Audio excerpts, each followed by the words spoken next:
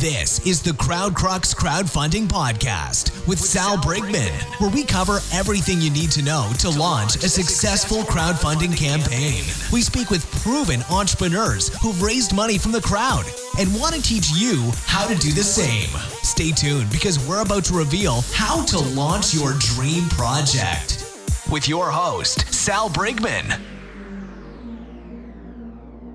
Before we get started with this podcast episode, I want to take a second to introduce you to my friends at Fulfillrite. If you need help shipping out your Kickstarter or Indiegogo perks or rewards, Fulfillrite is the absolute best company for you. I've been working with them for a while and I can vouch for their services. They make it dead simple and take all of the headache out of shipping out all of those boxes, all of those orders to your backers and your customers. If you want to check them out, go to fulfillrite.com at fulfillrite.com. Welcome back to the Crowdfunding Demystified podcast. My name is Salvador Brigman, and you are tuning in to the number one, the premier source on how to learn how to launch a successful crowdfunding campaign. We dive in deep, and I bring on successful people who have raised money on Kickstarter, Indiegogo, different websites out there when it comes to crowdfunding, and we get into what they are doing right, how they were able to get pledges, what are their traffic sources. I ask them all of those questions that you wish that you could, and you kind of just are like a fly on the wall, and I'm really lucky, honestly. I'm so lucky that I get to speak to some of these people. And this is also for me, as I'm learning about crowdfunding and I continue to learn, it's always about keeping your finger on the pulse. This industry is changing every single day, new techniques coming about. And while I've documented a lot of that over the years, you go into the archives of this podcast, you go to some of the other stuff that I have out there. I have a free crowdfunding course that I'll get into in just a second. I've documented a lot of this, but at the same time, things are always changing. So today, I was super lucky, super privileged. I just feel so humbled to be able to speak with the creator of the Exploding Kittens Kickstarter campaign, who also has come out with a new project, which is currently on Kickstarter. So if you're not familiar, the Exploding Kittens campaign was hyper successful, like ridiculously successful when it comes to crowdfunding standards. I think they did about like 8 million or so with their project. Their most recent one, Throw Burrito, this was already raised $1.4 million. So I think that you and I are both super lucky to be able to speak with this individual, but also to get a sense of his ethos, the mindset behind creating a game that is loved by so many people, by literally tens of thousands of people. We really get into that mindset and we learn a few different key things about crowdfunding, as well as how to maybe have a viral success like that, or at least the elements that go into a successful project like that, and also the mindsets behind it. So I hope you love today's podcast episode. I do have a link that I want to share with you before we get into that, and that is to a free crowdfunding course that goes step by step through how to launch a crowdfunding campaign. The link to that course is crowdcrux.com/crowdfunding. That is crowdcrux.com/crowdfunding. In addition, if you would like to gain access immediately right now, as you're listening to this, you can literally go out there and you can download the entire formula if you want to. I've written this book called the Kickstarter Launch Formula, and I then adapted that book into Audible. So Audible is basically, you can listen to audiobooks on the go. I worked really hard to put all of my energy and my pizzazz into reading that book, make it not really like one of those really boring business books or something like that, but I share all of these techniques and these strategies with you. So that's also another great resource. If you do want to gain access to that, Audible has this really cool free trial offer where if you sign up for a free 30-day trial of Audible, you can also get a copy of the Kickstarter Launch Formula. Audible is a great service. Love those guys. I think education is at the forefront of every crowdfunding campaign, but also when it comes to life, you always got to be learning. You always got to be adding sort of new inputs into your brain. And if you stop doing that, if you stop learning, you stop growing, man. So Audible is a really easy way to stay up to date with some really cool books, and also to do this and to fit this into a really hectic and busy schedule. So if you're interested in checking out that book, the link for that one is crowdcrux.com/Kickstarter audio. That is crowdcrux.com/Kickstarter audio. Enter that link. It will take you right to the Audible form, and you can learn more about the Kickstarter launch formula. Without further ado, let's get into today's podcast episode. Hey guys, welcome back to the Crowdfunding Demystified podcast. We have a mega successful crowdfunding legendary story in the arena today. This individual, number one, has launched an incredibly successful Kickstarter campaign for Exploding Kittens, over $8.7 million. They're now raising money for Throw Burrito, which I'll let him tell you about in just a second. Done over $1 million so far, more than 27,000 backers, and also a really cool freaking game and card. We'll talk about that in just a second. But Ilan, welcome to the show. Hey, thanks so much for having me. I'm excited to be here.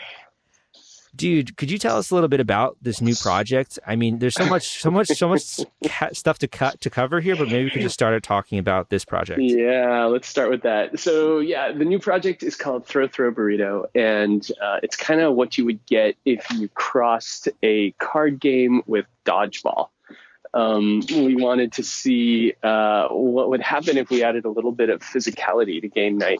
And so literally this game works as you're sitting around your table with your friends playing cards. It's this really fast kind of frantic game where you're trying to collect three of a kind as cards are flying around the table super fast.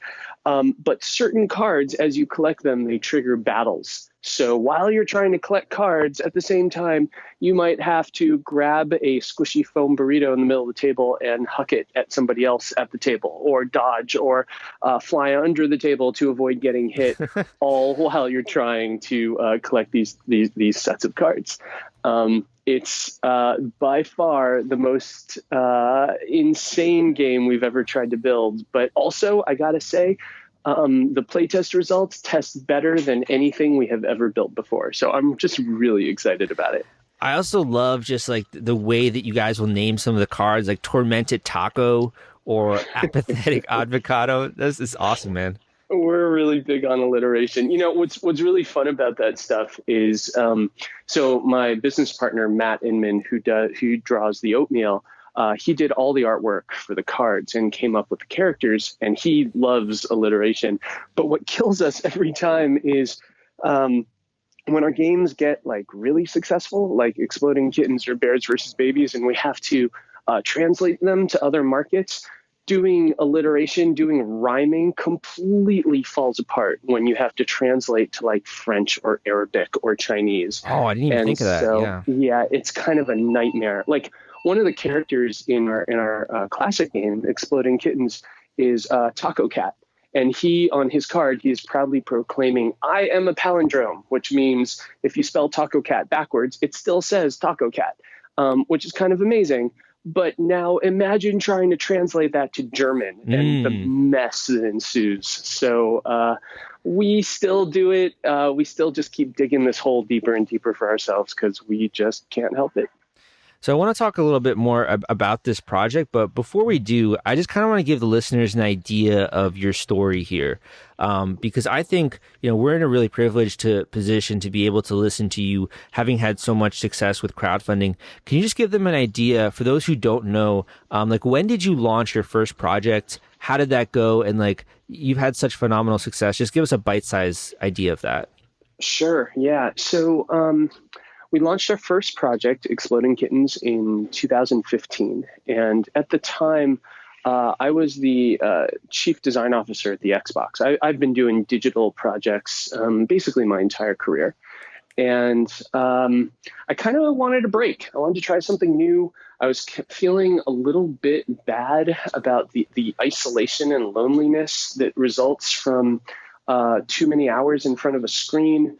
And I wanted to try something that kind of brought people together around a table. So in 2015, I got together with a few friends of mine, Shane Small and Matt Inman, who does the oatmeal, and we came up with this card game. And the idea was, what happens if you mix cards with Russian roulette?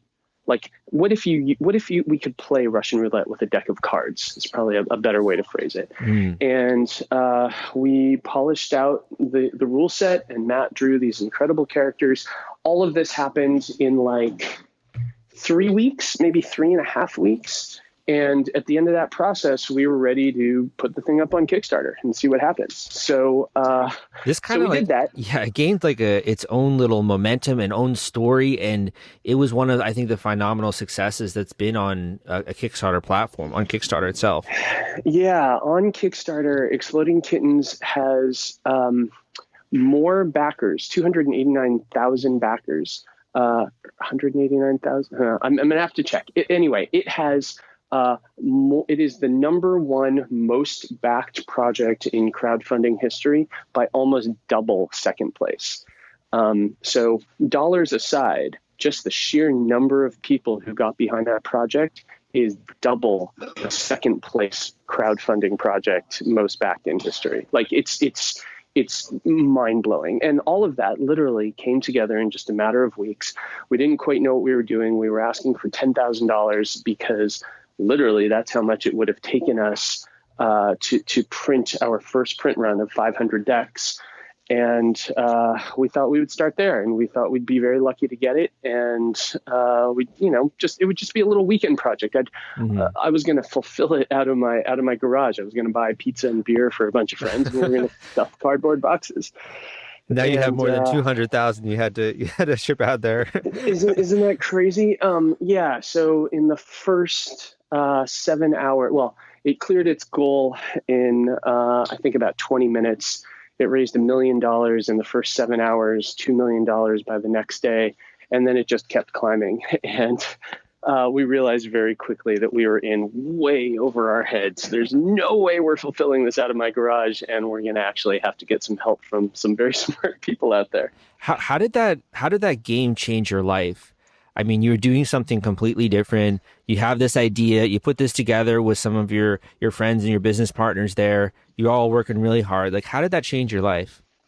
So I was actually planning on taking that year off. I had been working really hard for 7 or 8 years on random startups and working at Microsoft and just really pushing myself to the edge of what I could do physically and mentally. And I needed a break. And my plan was, I'm going to take a full year off. I'm going to do nothing. I'm just going to kind of recollect myself and figure out what I want to do next in my life. And one of the things I wanted to do next, just 3 weeks into that 1 year hiatus, was I wanted to put a card game up on Kickstarter.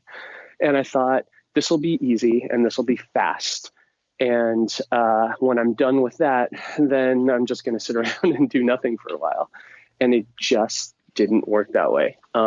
My 1 year hiatus turned into a 2-week break.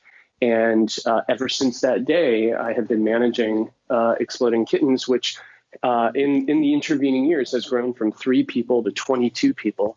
We have sold more than 8 million copies of our games.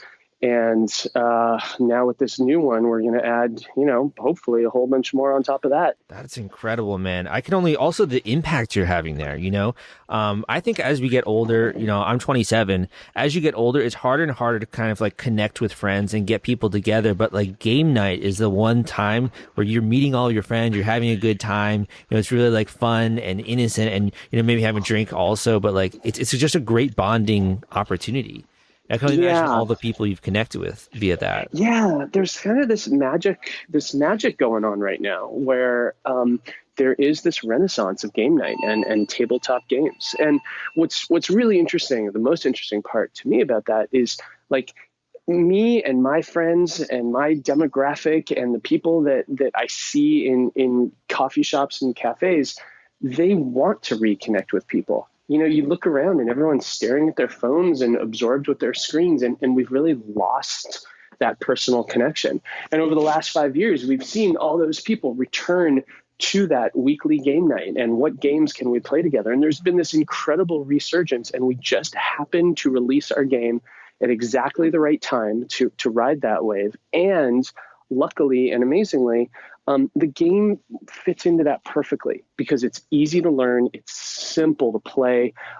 You can play it with, young kids, and you can play it with older adults, and all those people can play together, and all of them have fun at the same time. And all that we were trying to do was build a game that we all really, really loved playing because of how easy it was. And none of us are like really hardcore, serious game geeks. And what we ended up doing was just building something that everybody with that sentimentality had, which turned out to be millions and millions of people.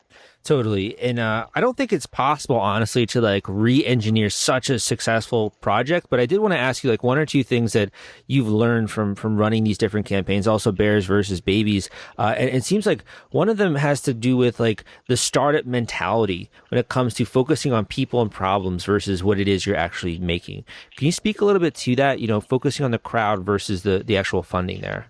Yeah. So, all of Kickstarter, all of Indiegogo, all of crowdfunding is all centered around that phrase, crowdfunding. And that phrase is made up of two words. And so often we lose focus of that because we are so we've got this laser focus on the word funding. How much can we make? How quickly can we make it? By what percentage have we beat our funding goal, right? Funding. Everything matters. Everything relates to that funding word. And it's the wrong word to focus on. The word you should be focusing on is the first word, crowd.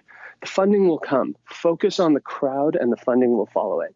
And what I mean by that, and what we've learned along the way, is you have to work, all your time must be spent building that crowd, entertaining them, making the 30 or 40 days of your campaign a party that all of those people are invited to.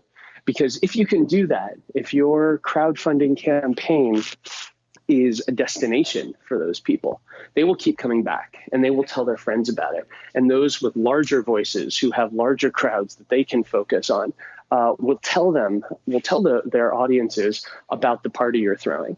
And that emphasis on crowd instead of funding is what builds successful crowdfunding campaigns. Especially, with a tabletop or with a card game, there are also iterations in the gameplay. You're always sort of fine-tuning the process behind the scenes.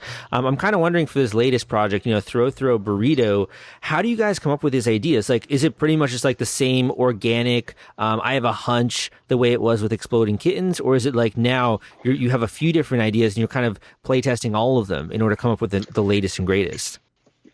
Yeah, what we try to do every time we do a crowdfunding campaign is we take a game to 75, maybe 85% completion. So we have a core mechanic that we're really happy with, that we've forced all of our friends to play all the rough drafts of over and over and over, and until we've got a version that we're like, okay, this is fun. Then we start working on the characters and we get them to a point where we're like, okay, we love most of these. There's a bunch of rough edges. But then all these questions come up. How many players should play this game? How long should the game take? There's these 3 rules that we kind of used as band-aids to prevent this a game-stopping event from happening. And maybe there's a better solution, but man, we just haven't had time to think it through. And every time we do, we just sort of scratch our heads and come up blank. We take it to that point, and then we start a crowdfunding campaign because we want to finish the game with the crowd. We want every one of our backers to feel like they have contributed, if they want to finishing the game and taking it from, a B+ to an A+, so that by the time you get the thing in the mail, not only do you feel that sense of pride that you helped contribute to this thing, but also you were one of the people who pushed it across the finish line and made it, hopefully, the best game it could possibly be. Yeah, very, very true. I had to interrupt this podcast episode because I want to introduce you to my friends at The Gadget Flow. Their product discovery platform reaches 22 million people per month. They've helped more than 5,000 crowdfunding campaigns thus far, and they have a social media following of more than 700,000 followers. If you want to gain access to their marketplace and list your own product, you can go to thegadgetflow.com/submit and list your project today. I kind of want to talk a little bit about like the actual campaign page, because I do think it's obviously important. You need the right product, you need to have it connect with the right audience, but also if you don't have the right packaging in terms of like the reward tiers, people aren't going to want to actually back this thing. Like you had to have a good offering, something that you're offering, and to incentivize them. And one of the things you do, it seems like, is this thing called reward tier pairing. Can you explain a little bit about that? Absolutely. So what we figured out in reward tiers is nobody has context for the value of a reward tier. You could say, look, here's my game, it costs $20. And people will say, well, all right, I take your word for it. And there's your game and it costs $20. But if you were to then say, look, here's a bigger version of the game, it costs $35. It's very hard for people to understand the context. Like, is that actually worth $35? Is that $20 version a good deal? Like, they have no idea, right? There's nothing they're comparing it to. So we do this thing called reward tier pairing, where we say, look, we're going to make a statement. Our game costs $20, and you're just going to have to trust us on that. But we will pair that with another tier at $35.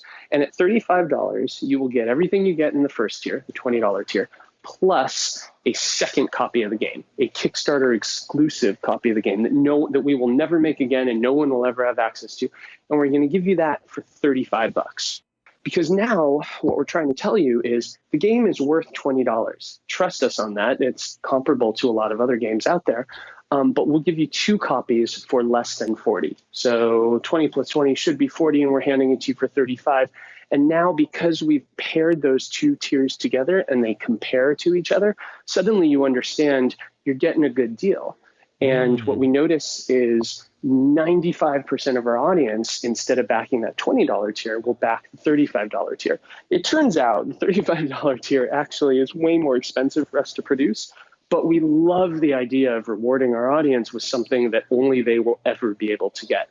So to us, it's worth taking a hit on the expense, on the cost of production, in order that they understand what an amazing value they're getting and that they feel pride in being one of our backers.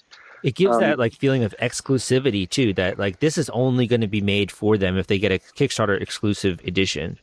You know, exactly, this isn't right. going to be for everyone else. It's like you're a hardcore supporter or backer if you got that. Exactly right. And if I were to just offer that Kickstarter exclusive copy for $15, it doesn't seem nearly as valuable, right? Because $15 compared to what? The answer is it's $15 compared to $20, and now let's bundle them together for $35 so that you understand what an awesome deal this is. And it's really that pairing that we've learned a lot about and helps us persuade the audience to back us at a level that not only is going to give us the finances we need to actually make the game, but is going to give them something literally exclusive to the experience they are currently having that no one else will ever have. I think that's a really neat trick. Sort of going back to when I entered the industry in 2012, you know, things like Facebook advertising and like more modern forms of marketing, they weren't really as popular. Like doing a Facebook ad it wasn't really something that was a mainstay. Kind of actually more in 2015, around then is when it started to become more of like a mainstream strategy. And one of the things that you said that you learned has to do with Facebook throttling. I didn't exactly understand what you meant by that. Could you shed some light on that? Yeah, man, Facebook throttling. This is the thing I get so furious about. So we have worked so hard over the last few years to build up an audience on Facebook.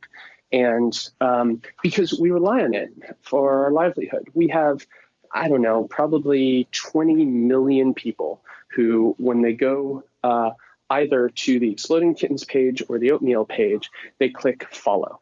Right. And your expectations of the word follow is what these people post, I will get because I would like to follow them.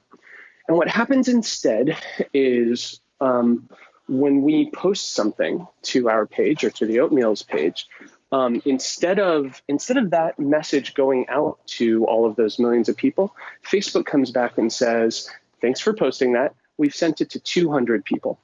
If you want to send it to 200 more, give us $200. Mm-hmm. So the reach of the post, you mean? Exactly. So it's not that Facebook is offering up new people. Facebook is saying, in order to put this in front of the people that have requested they see everything you post, right now, we, Facebook, are lying to them. We are not going to show them everything you post. You have to pay us in order for us to fulfill our promise to them.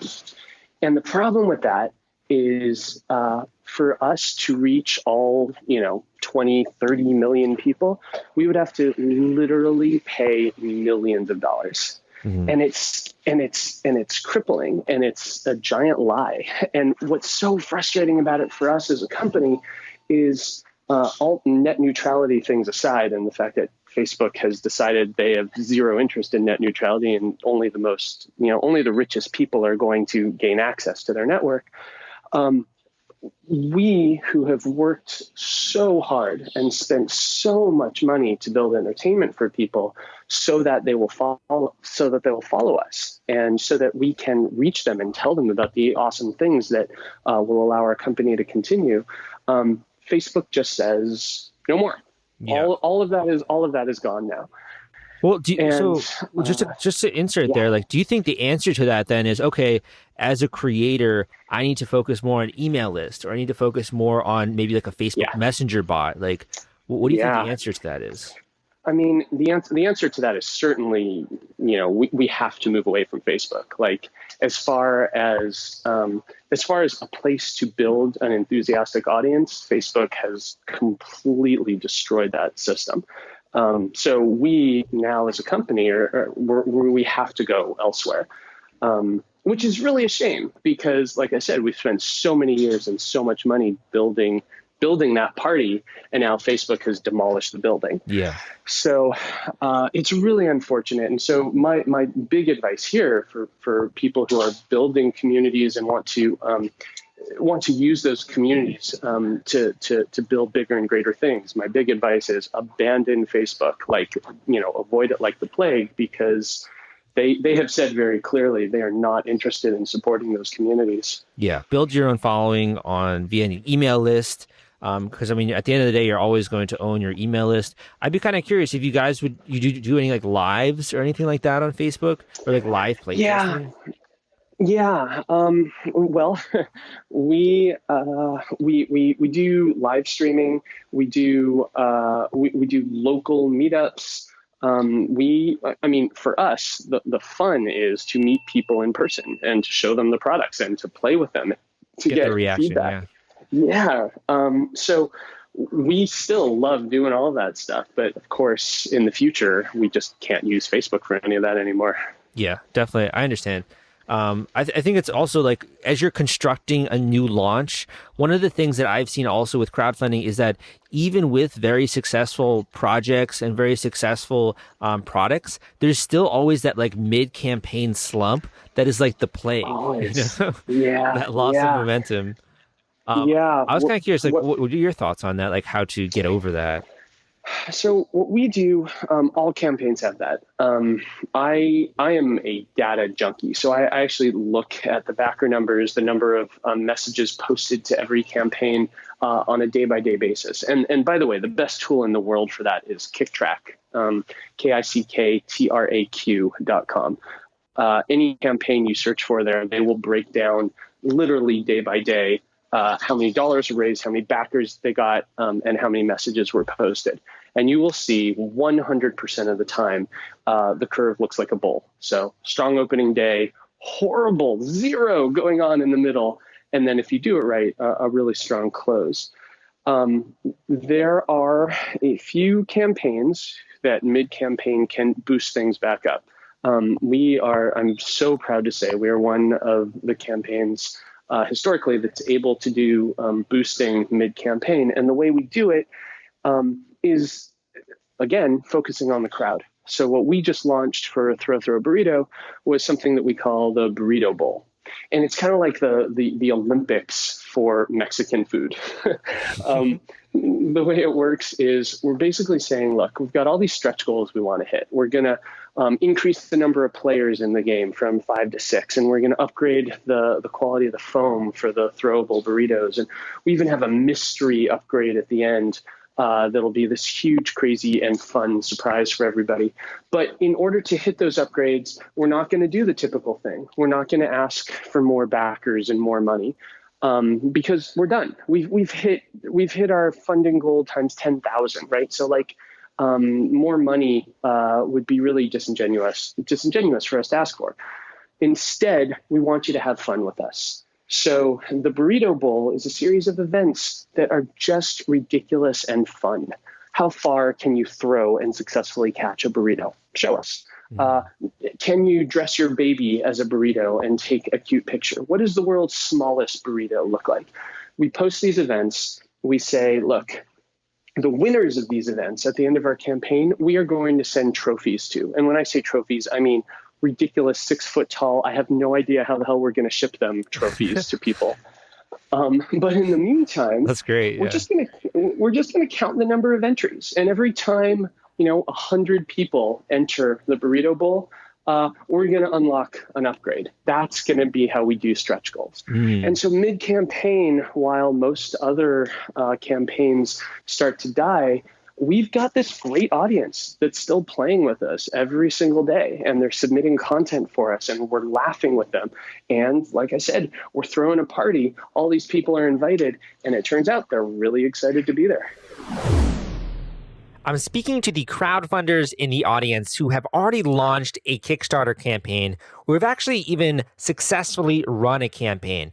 And the reason is, I think you will understand this pain point most.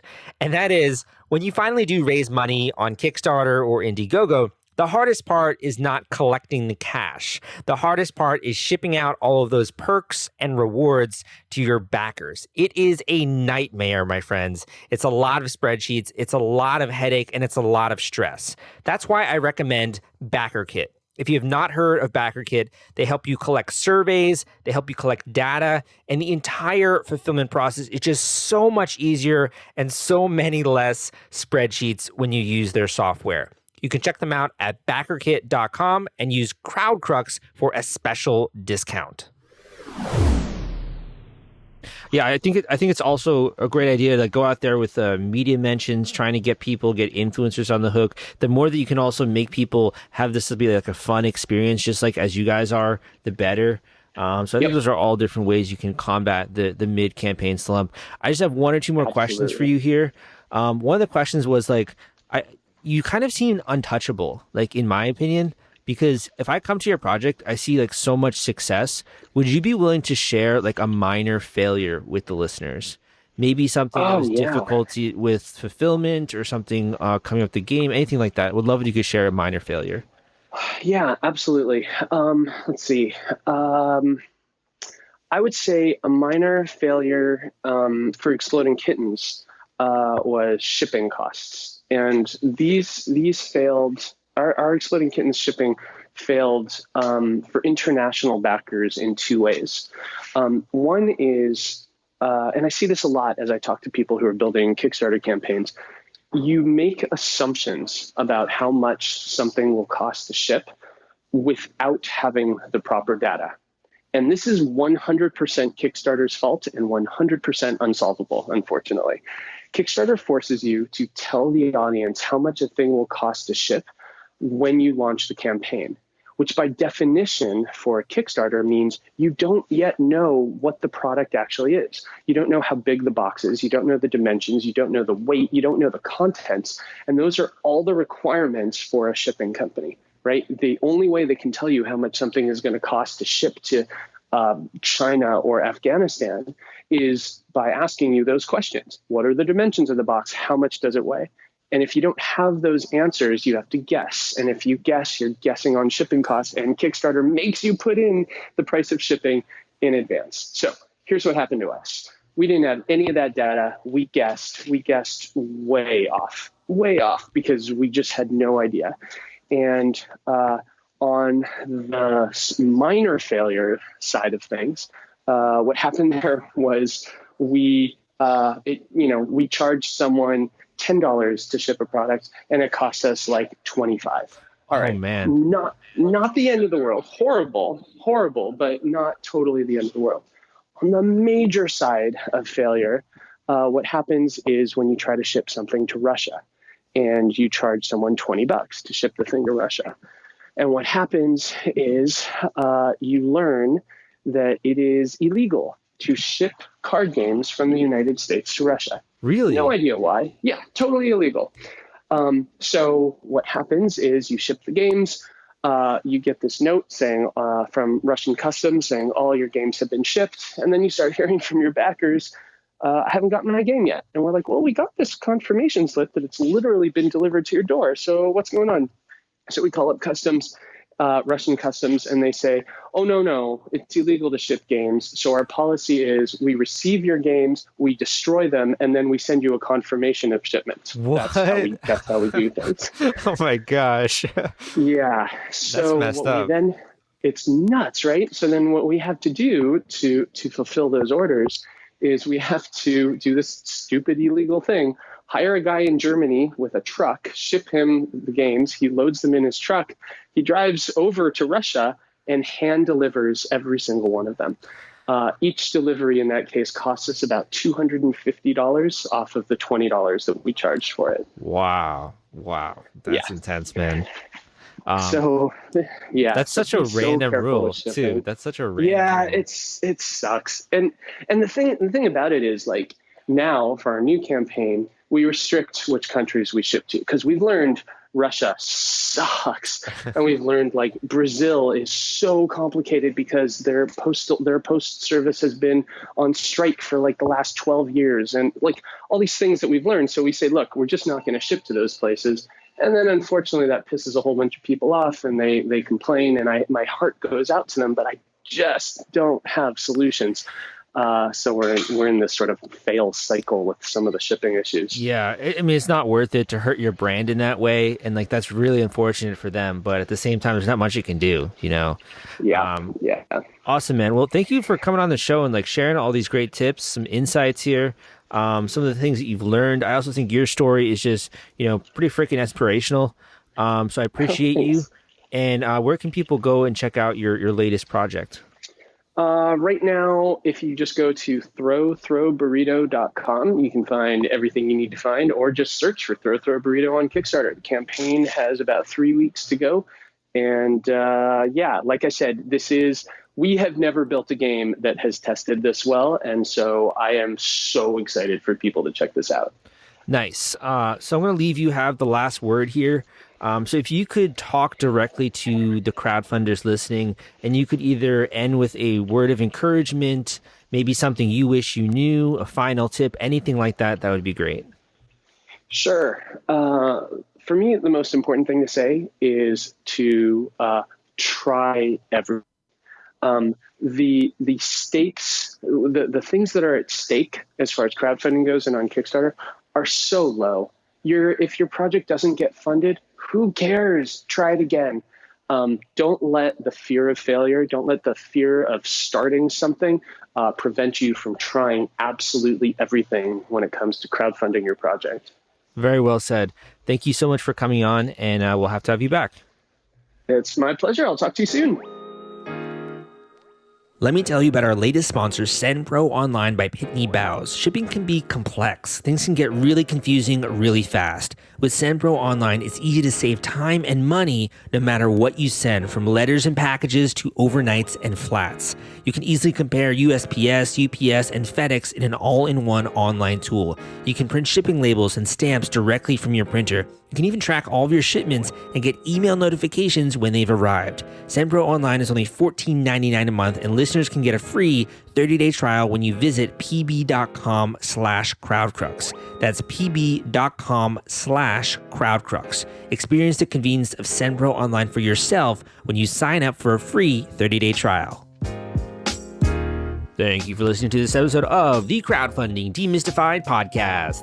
My name is Salvador Brigman. I am here with you, discovering and dissecting and getting into the strategies behind different successful crowdfunding campaigns. I want to reiterate that, this show isn't just for you, it's also for me. I also want to learn what goes into some of these major launches. And I use this particularly when I'm doing or helping my coaching students or helping different clients.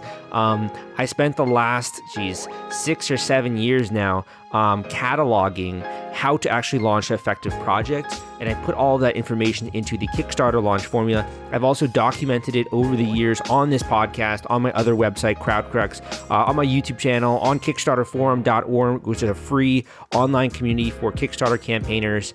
Also like other stuff like my Facebook group. So I basically have made it my mission to try to figure out what these people are doing, what the heck they're doing behind the scenes in order to have 6 and 7 figure campaigns. And believe me, I do not have all of the answers, but I have a lot of them so far, and I'm working on getting the other ones.